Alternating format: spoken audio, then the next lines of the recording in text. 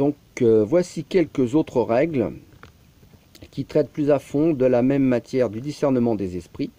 Et là, ça n'est plus pour les débutants, c'est quand déjà vous avez pas mal entamé la vie spirituelle.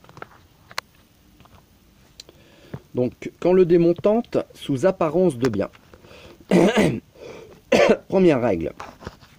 C'est le propre de Dieu et de ses anges, lorsqu'ils agissent dans une âme, d'en bannir le trouble et la tristesse que l'ennemi s'efforce d'y introduire et d'y répandre, la véritable allégresse et la vraie joie spirituelle. Au contraire, c'est le propre de l'ennemi de combattre cette joie et cette consolation intérieure par des raisons apparentes, des subtilités et de continuelles illusions. Deuxième règle. Il appartient à un Dieu seul de donner de la consolation à l'âme sans cause précédente, parce qu'il n'appartient qu'au Créateur d'entrer dans l'âme, d'en sortir et d'y exciter des mouvements intérieurs qui l'attirent tout entière à l'amour de sa divine majesté. Je dis sans cause, c'est-à-dire sans aucun sentiment précédent ou connaissance préalable d'aucun objet qui ait pu faire naître cette consolation au moyen des actes, de l'entendement et de la volonté.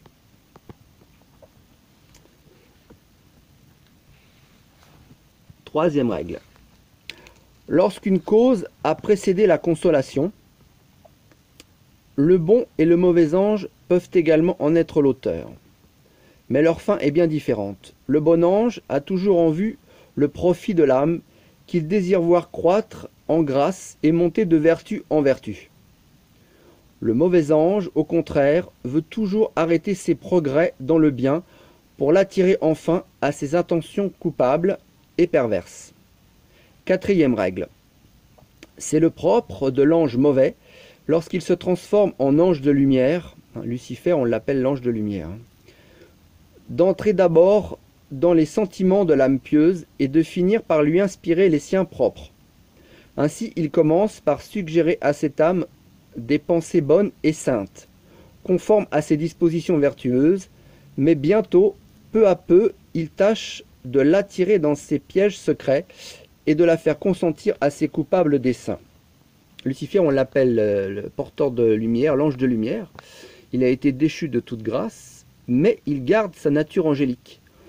C'est pourquoi il peut, bon, sa véritable apparence est d'une grande laideur, mais il peut, s'il le veut, faire revenir sa nature angélique et donc tromper l'homme avec une magnifique lumière, puisqu'il a gardé sa nature angélique. Il peut donc être très beau aussi. Cinquième règle. Nous devons examiner avec grand soin la suite et la marche de nos pensées. Si le commencement, le milieu et la fin, tout en elle est bon et tendant purement au bien, c'est une preuve qu'elles viennent du bon ange.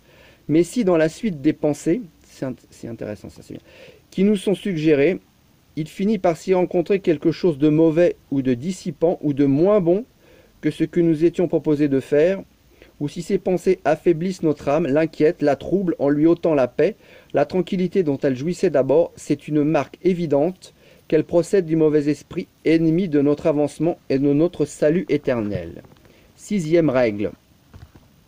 Quand l'ennemi de la nature humaine aura été découvert et reconnu à sa queue de serpent, c'est-à-dire par la fin pernicieuse à laquelle il nous porte, il sera utile à la personne qui aura été tentée de reprendre aussitôt la suite des bonnes pensées qui lui a été suggérée, d'en examiner le principe et de voir comment, peu à peu, il a tâché de la faire déchoir de la suavité et de la joie spirituelle. Quand on se fait avoir une fois, c'est une bonne leçon pour la prochaine fois, ne pas se faire avoir.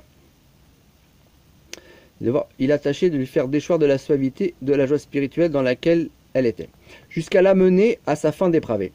L'expérience qu'elle acquérera par cette recherche et cette observation lui fournira les moyens de se mettre en garde dans la suite contre les artifices ordinaires de l'ennemi. Septième règle.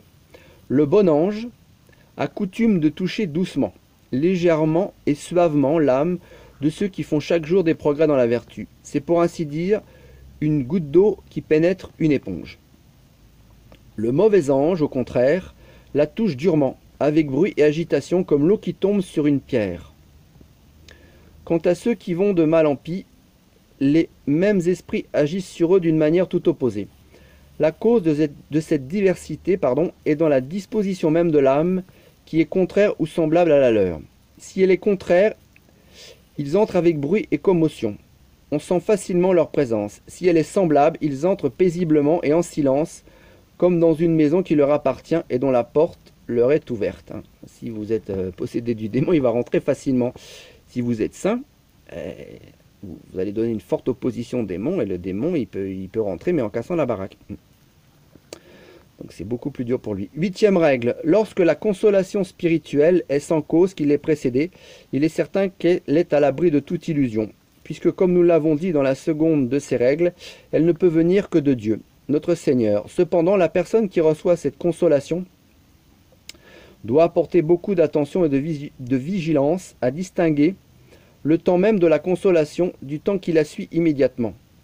Dans ce second temps où l'âme est encore toute fervente, et comme pénétrée des restes précieux de la consolation passée, elle forme de son propre raisonnement par une suite de ses habitudes naturelles et en conséquence de ses conceptions et de ses jugements, sous l'inspiration du bon ou du mauvais esprit, des résolutions et des décisions qu'elle n'a pas reçues immédiatement de Dieu, notre Seigneur, et que par conséquent il est nécessaire de bien examiner avant de leur accorder une entière créance et de les mettre à exécution. Dit autrement, il faut faire gaffe à tout. Donc, quoi qu'il vous arrive, soyez très prudents et ne foncez pas tête baissée dans des choses que vous n'allez pas maîtriser. Prudence, prudence, prudence.